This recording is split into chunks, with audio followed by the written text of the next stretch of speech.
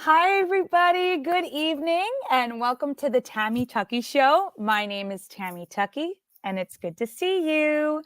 So, tonight we have a special surprise interview this week. Usually, I just do one interview a week if I can. But this week, we're actually going to talk about a special book that's coming out from this very special author and my very special friend, Ridley Pearson. Welcome to the show, Ridley. Hi, Tammy.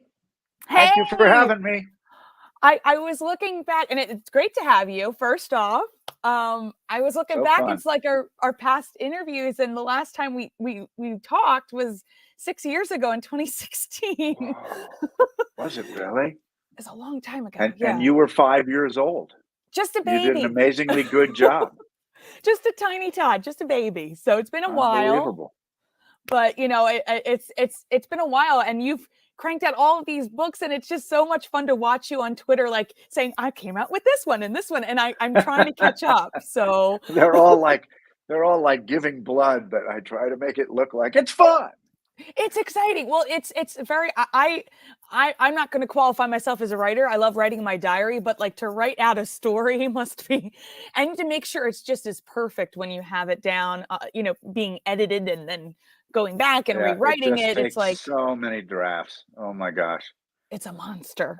Yeah, incredible. It is sort of a monster. Yeah, Well, yeah, before it we really start, is. I like to remind our guests, our other guests who are in the chat, that at any time during our interview, you can go ahead and ask your question in the chat to our left, or our right. But we love the questions, so we have a couple people. Robert says, "I'm here." Hi, Hi, Robert. Robert. Carl says, "Hi, Ridley." Hey, Carl. We have Todd said there would be refreshments. That's my dad. He's watching. There's going to be That's plenty of funny. refreshments. I got my cup. That is So we really have a funny. lot of people in the chat, and my dad's reminding everybody, "Hi, Dad." He says, "Thanks for joining us. Remember, Ridley's going to answer your questions. So yeah, feel free to ask along." So I thought we'd get started. I was just telling you off air that I my favorite book collection I keep very special in, it's special to my heart, so I keep it in my room because I love it, is the Kingdom Keepers series, which Oh, thank you. it's one of I the best. So can you I describe adore what it that is series.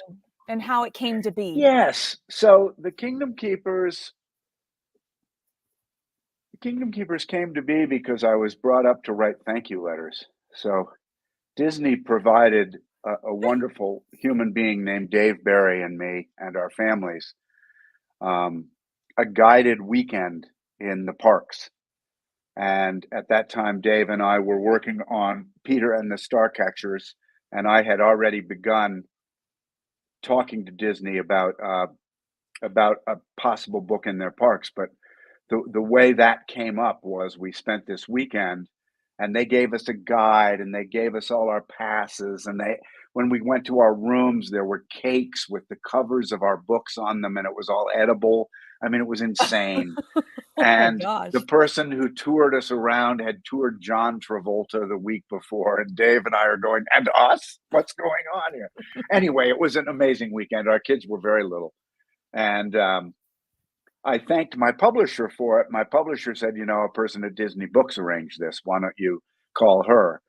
A woman named Wendy Lefcon. And so I did. I had already written a note in the mail, but I really thought this was so special, I should thank them in person. So I was talking to Wendy, and she said, she knew it was my first time in Disney. And I Oh. was, I was well into my 40s. And I said the thing that most amazed me was that every ride I was on told a story in 3 acts, a beginning, middle, and an end. And that I'm more used to the kind of parks, which I don't enjoy that much, that just want to make you nauseous. And I didn't, I don't like getting swirled around in circles and bumbling my way around the park for the rest of the day. So this idea that the park told stories really appealed to me, and she asked me if I would like to write a book for them. I said I'd love to if we could ever find a sort of a common ground. At that time, I killed people for a living. I was a mystery writer, and I I sort of she proposed that they had been looking to do a suspenseful novel inside their parks for younger readers. And then she listed about 9 things that couldn't happen. No one could get hurt. No sabotage could occur on the rides. Nobody could be chased. Nobody, and I said, well, how am I going to make a thriller out of that? She said, well, that's the issue. If you can make a thriller out of it, we would love to publish it. So I sent about 5 outlines to her, 5 ideas, and she liked them, but they didn't work because they didn't pass one of those million rules that she had. And I was actually at sort of a seminar, and this guy, you can buy these things on the internet. This guy had what looked like a salad bowl on his desk, and sitting on the top of the salad bowl was a little pink pig, a little plastic pink pig. And he gave us a restroom break at some time, and I went up to his desk and went to pick up the pig, and my fingers went through it. It was a hologram. And it looked, in movies, they make holograms look like ghosts. Holograms look absolutely solid. They don't look anything like we see them in movies. They just look normal and real. This pig looked absolutely real, and I pinched it to pick it up, and I went, oh my goodness. And you don't plug these things in. They cost about $15. It's all done with perfectly engineered mirrors, parabolic mirrors, and whatever sits in the bottom of this little dish bounces up and sits on top as an image. And that's when the Kingdom Keepers came to life for me. I went, oh my word, I've been approaching this all wrong. If the kids have some kind of program that turns them into a hologram, then they can get chased, they can get arrows shot at them, anything can happen because they're just light. And so we that's a ran good that by idea. the Disney attorneys, and they said, oh, this works, do whatever you want to do. So off I went. And my biggest stumbling block was that in writing my mysteries until then, I'd probably written about 30 mysteries by that point. And I explained to Wendy that the way I work is and I tell middle schools this when I go to them, but that I observe and I write and I edit, and that observation is a huge part of my writing process. And that unfortunately, the one missing element here is that if they wouldn't let me into the parks when they were empty, and I could just go look at what I wanted to look at in my own sweet time, without the music, without the lights, so it would have to be after hours at night, then I didn't think I could find the verisimilitude, the sort of very realism of the thing to write well about it. And she said, well, we just don't do that, as you can imagine, Tammy. And only the people who are cleaning up like really early in the morning are there. Or it could be painting. Yeah. There's only a few people in there, and that's it. I mean, they're cleaning up or they're painting. I mean, basically it's empty and it's spooky. And so she said, I can't allow that because we've never allowed a novelist to do this. We have rarely let anybody do this, sometimes a film person or something. And I said, well, okay, but that's how I write, so I can't do this. She called back about a month later, and she sent me a VIP pass that got me into any Disney park around the world for free. And that if I called ahead, they would assign an Imagineer at 4 a.m. to walk me through whatever rides I wanted to walk through. And if the Imagineer so felt it was important, he or she would radio in a cast member or 5, and they would turn the ride on me, and I could ride the ride. So wow. The first time I went and I was on Splash Mountain, Space Mountain, Thunder Mountain, and It's a Small World. And all of them ended up in that first Kingdom Keepers book. Yeah. Did you sleep overnight in Small World, or am I remembering a story that's not true? That's not true. Okay, but got to... I did see 2 of the dolls move in Small World when the ride was off with no music and no lights. Oh, and boy. And so it was just me and an Imagineer in one boat going through this thing, and these 2 dolls in France stepped forward, or it might have been Germany, but they literally took a step forward and they were turned off. And I jumped about 5 feet out of the boat, and I'm still scared of Small World. So I wrote a chapter about that, and I had all the dolls breaking off and attacking the kids and doing everything. And everybody thinks that was just my imagination, but no, Tammy, I saw 2 dolls move. That's the one I really remember. That sequence in the book just stands out. So, I can't believe they let you do it. Yeah, every now and then I'm asked to like tour a school group through, like the first book, and we Yeah. end up at Small World. And most of the time I can get up my nerve to go on the ride, but there have been a couple times when I You're just said, like, I'll meet you at the exit. I had an experience in there that I don't want to repeat. So, well, we have somebody in the chat. Lauren says, "Hi, my best friend Beck and I love the Kingdom Keepers. Thank you for helping us see Disneyland and Disney World in our mind's eye since we're both blind. Your oh, descriptions bring the parks to life for us vividly." how sweet. Well, that is absolutely my intention. I I learned quickly that there are as many adult fans of Disney as there are young readers of Disney. Oh, And really? we Mm. I was too naive to understand this, but half our sales are to adults. So I really try to do my best to describe what it's like when you're in there after dark at 4:30 in the morning and some Imagineer is leading you around Disney Hollywood Studios, and the visceral effect it has on your body. You're nervous. It feels weird. It's chilly at that time of night. The only time Yeah. Florida is chilly is like 4 in the morning. And it's just an unusual experience. So that's the sweetest comment that the reader just put up there, because my intention is to make you see it, feel it, and believe it. And believe it. Yeah. And I love that if that's working for readers. 'Cause I was like around 13, 12 when the first book came Around out. 3 years So, old, if we're doing our math right. Yeah, yeah, 3 years you're old, an and advanced reader. it was so up my alley. I was like, I couldn't wait for each book to come out, and I would be Uh, going to the parks and find the next book. I'd be that's at the it. parks and then buy it and bring it home, and then it wouldn't be, like, so sad going back home because 'cause I'd read it on the airplane and. Nice. I'm So. going in February for the next Kingdom Keepers. Oh, Sometime yay! sometime between maybe February 18th and the 21st, somewhere in there. I Oh, should that's be in so the parks. exciting. Oh, Yeah, I'm it's really really thrilled. nice and cold during that time, but I think, like, it's Yeah, a lot more quieter, and I like it that it way. is. It's yeah, it's more cozy. So I wanted to Yeah. play something for you, Sure. some audio, and I want you to tell me if it triggers any memories for you, Wow. because it does for Okay. me when I hear it. So here we go.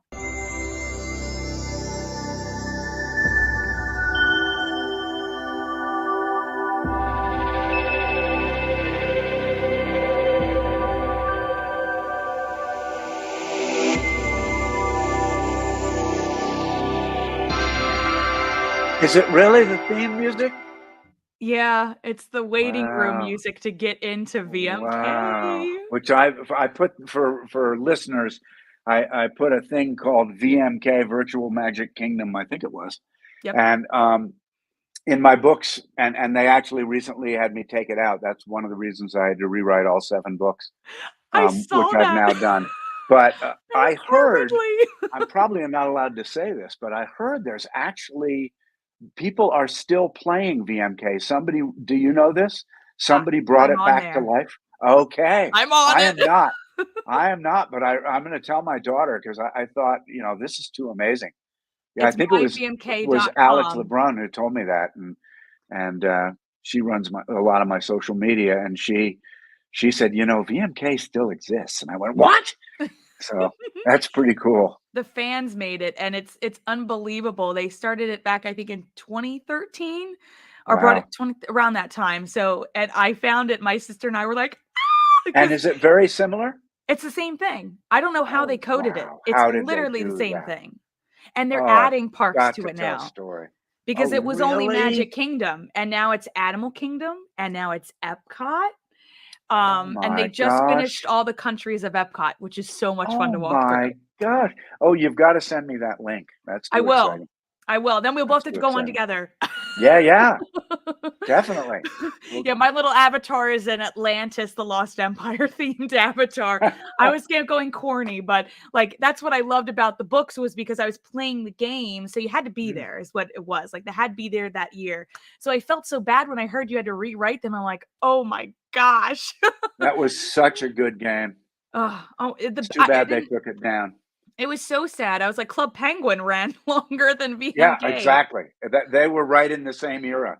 Yeah, Yeah. and they did. They decided to go Club Penguin instead of VMK. But boy, there were a lot of readers who emailed me and said, "How could they have taken it down?" I didn't do it. I didn't do it. You know.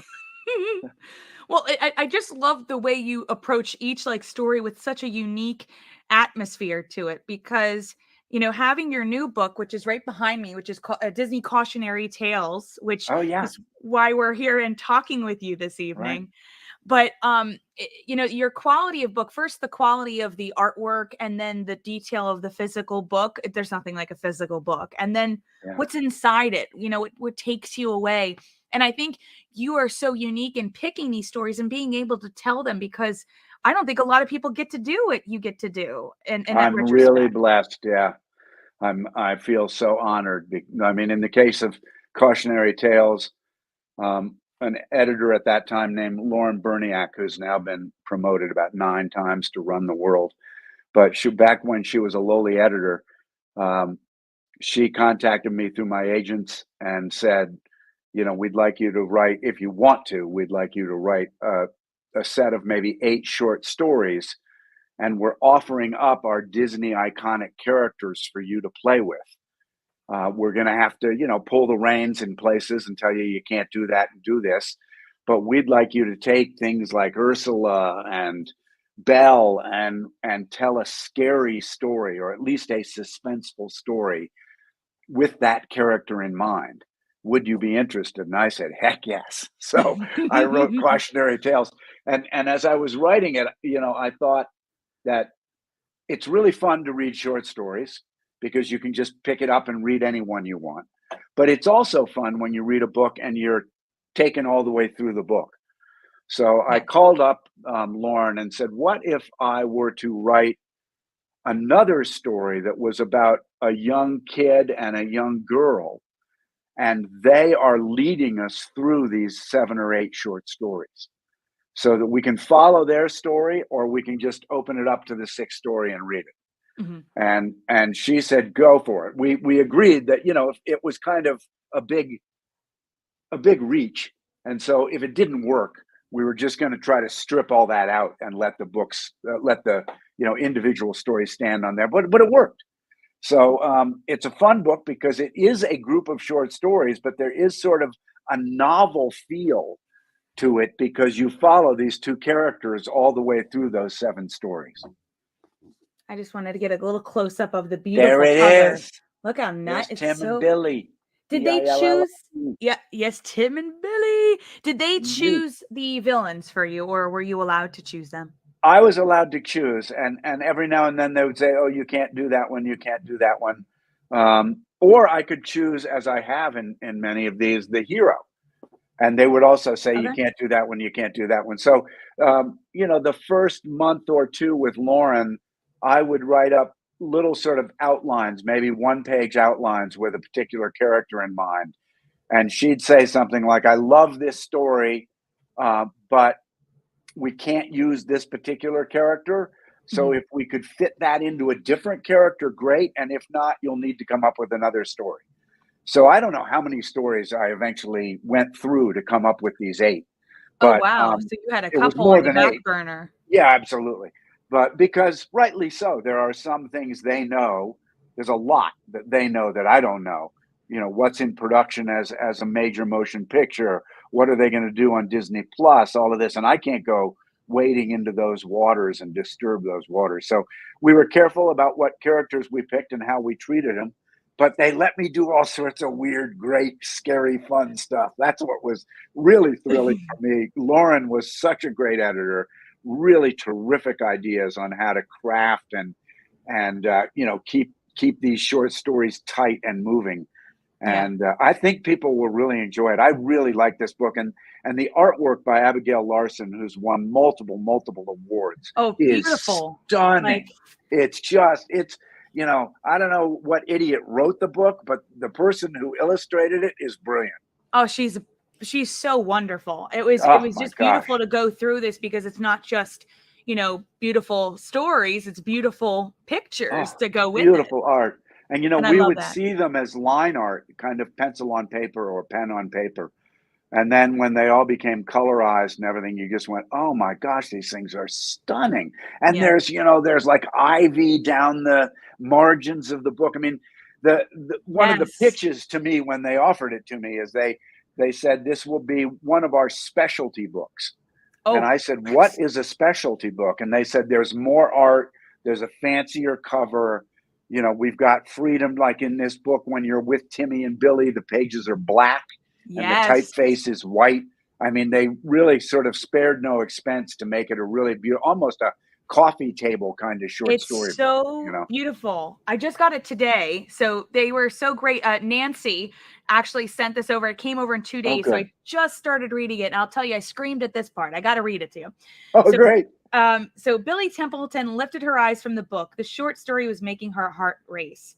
She looked around to remind herself she was sitting at the corner table at Bunsen and Beaker's lab. The coffee shop occupied a piece of the lobby in the Frank G. Wells building on the Disney Studios lot. And the reason I screamed was because literally a month ago, I was in that same spot in eating there in the Frank Wells building because I was on a tour for the first time Oh, of the studios. And I went, how oh my great is God. that? How great is that? So she's Yeah, and where there's a I was. I coffee was like, shop oh. there with a national brand that I shall not name. And so Yes. we couldn't say Couldn't that, name so we it. named it something else, but that's what it is. Yeah, and that the Disney Studios was a big inspiration because through the Kingdom Keepers series, I became good friends with both Becky Klein and her associate, um, and they run the Disney archives. So Kevin and Becky have made the Kingdom Keepers. They let me into their files. They let me read stuff. They show me props from movies. They do all this thing, and I really wanted to somehow make my world spin in cautionary tales around the archives. So, in fact, at one point, Tim finds a mirror that is from a famous story and a famous movie, which they have there, and he unwraps it, and weird things happen. What could that story What could that be? be? I don't like to spoil things, but I love seeing familiar faces. And then some not so familiar faces, which I Right. was kind of surprised they allowed you to, to have. I'm blanking on his name. From Fantasia. He's featured in Jack Chernobog. Fantasmic. Yeah, I'm Yeah. like, usually people don't touch that, and I'm just shocked that they let you. Yeah, Chernobog's been with me um, since the early days of Kingdom Keepers. Yes. And when I went to them and said, this is a character that I adore, I'm terrified of him, but I adore, and nobody's really done anything with him. We know nothing about him. He's just a really spooky, scary thing. And the Imagineers said, well, Walt Disney created Chernobog, and he said it was the most evil creature he had ever created because Chernobog feeds off human souls. So old Uncle Walt could get kind of dark when he wanted to. And I went, well, that's my kind of character. So they've let me shape Chernobog over the 7 books and then the 3 return books and now into this. And I wrote kind of a backstory to Chernobog in Cautionary Tales that I had so much fun doing just because I marvel at that wonderful character they've created. Oh my gosh. Well, I don't know if you're allowed to answer this question, but JJ Smith says, what villains did they reject that disappointed you? Well, you can't do anything in the Star Wars world. You really can't do much in the Pixar world. And you certainly can't do anything in the Marvel world. Mm. So there were a couple of characters just right off. And I knew that from Kingdom Keepers. But because of the way this had been offered, I thought, ooh, maybe they're going to. So I sort of said to Lauren, what about, no. And I knew that. So, I mean, in those worlds, I lost a few. And there were a couple more. I was allowed to play with Ursula. And that just blew my mind that they let me do that. Yeah, she's It so was so straightforward. fun. That chapter is so weird. And there's this woman locked up in jail, and Billy wakes up and finds herself in jail. And, at one point, the woman looks into a bucket of water, and Billy's looking at the same bucket, and it's freaking Ursula's face. And Billy about comes Oh, out of her shoes. So, I mean, they let me do some really fun stuff with that, and they end up in the water together. So, there was a lot more that they allowed me to do than didn't allow me to do. I guess that's my answer to that question. that's good. Not to have too many, directions. Yeah. Yeah. Lauren Yeah. says, do you think that the revised Kingdom Keepers books will be done through audio at some point? They are being done. Yes. The new 7 books are all going to have new audio, and they've got a terrific reader. They had a great reader before, but they've got a brand new reader, a woman, and they're just going to be fantastic. Yes, it's all being done. It's all in process. So the 6th, I don't know. I don't think the 6th or the 7th rewrite books are available yet. The 6th maybe, but I know I just this week was still putting some touches on the 7th. So it's coming out in the spring, I think. So the whole list of the original 7 will be out again right around the publication of Inheritance, which is February 21. And then every year for the next several years, I'll be doing Inheritance books. And Inheritance is Kingdom Keepers on steroids. I had taken the Kingdom Keepers back to the opening day of Disneyland because it's so historically important to all the stories. And that's in a series called The Return, which is 3 books. And then I thought I was done, and they came back and said, would you do some more?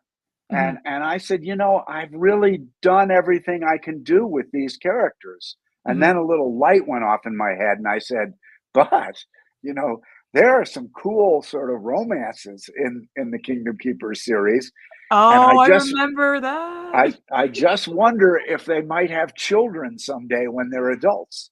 So the Inheritance series is about the children of the Kingdom Keepers, and they live in Walt Disney's dream, which was to have 40,000 people living around Epcot. Oh, that would have And been. I'll just let you take it from there, but they get into some very serious trouble. I was always a Finn and Willa girl. I know everybody wanted him with Amanda, but I loved Willa, and I was like, oh, that was always my dream. I don't know what it is. I got to read it now, so don't That's spoil it for amazing me. you say that, because Willa, when people always ask you your favorites, which I try not to answer because I love all these characters, but Willa is probably most like me in a lot of ways, because when I'm not doing this, I'm kind of quiet and I sit in my room for 9 hours a day, and I talk to myself as I'm reading things off my screen. And Willa is kind of the one Kingdom Keeper who is a little reticent, a little removed, and if she's asked to do something, she can come out of her shell and do it, but that's not kind of her resting state. And so I've always loved Willa. I think that Finn and Amanda and Charlene and others get more fan Attention. lbut Yeah. and much more attention by the readers. But I I sure identified with love her. I Willa. was like, I really want it, but I'm happy you included You'd her. be And a great Willa.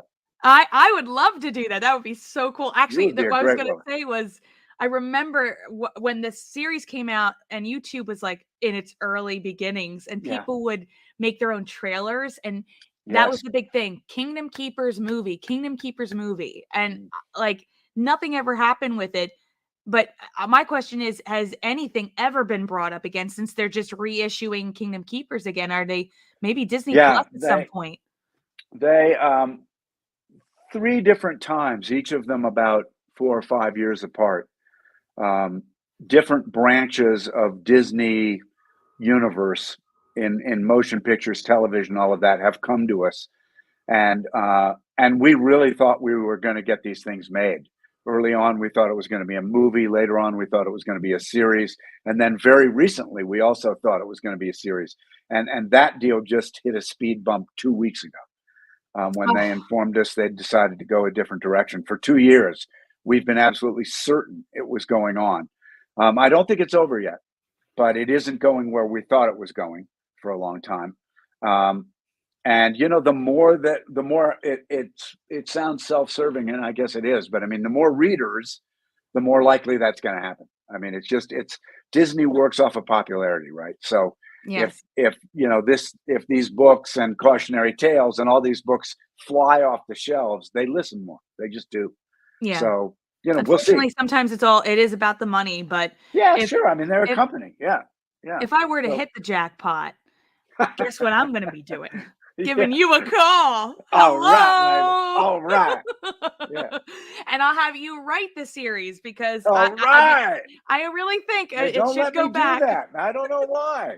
I would I really love to do that. It's so I don't understand it. Like I feel like the theme park crew of fans is always forgotten for whatever reason. And I think with your books, you keep it alive, and then you have beautiful pieces like this that come out, Cautionary Tales, which I just want to reiterate. And the link has been scrolling on the bottom, and it's also Oh, in the thank show you. notes. But again, you can't do what you do without support. And No, so that's right. Yeah. I want to encourage people to really even go back to the original series of Kingdom Keepers or the new reissued one, whatever you choose. And also Peter and the Starcatchers, that Peter and the was, Starcatchers. So you know, Disney made a play with music. It's not a musical, but it's a play with musical out of Peter and the Starcatchers. And they worked on it for 6 years. And then they brought it off stage in New York City, off Broadway, they call it. And it did phenomenally well. It had the fastest moving ticket sales of this particular theater's off Broadway shows ever. yeah. And it got unbelievable reviews in the New York Times. It was written by a guy named Rick Ellis, who wrote Jersey Boys and Cher and The Addams Family and all these amazing stage plays. Rick is just off the shelf brilliant. Thankfully, because if Dave Barry and I had written it, it wouldn't have been performed in a single elementary school. But it then went to Broadway and won 5 Tony Awards.